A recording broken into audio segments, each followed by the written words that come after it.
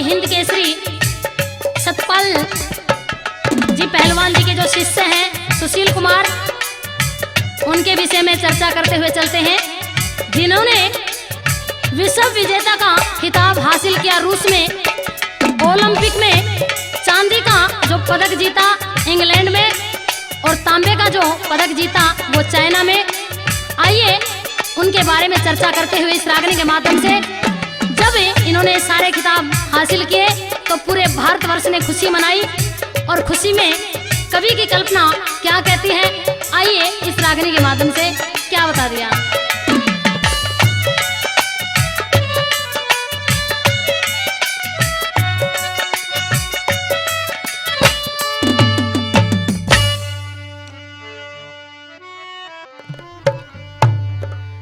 ओ भारत माँ के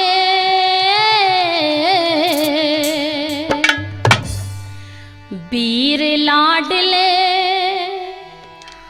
हर कर दिया तने कमाल, देश हमारा दंग रह गया।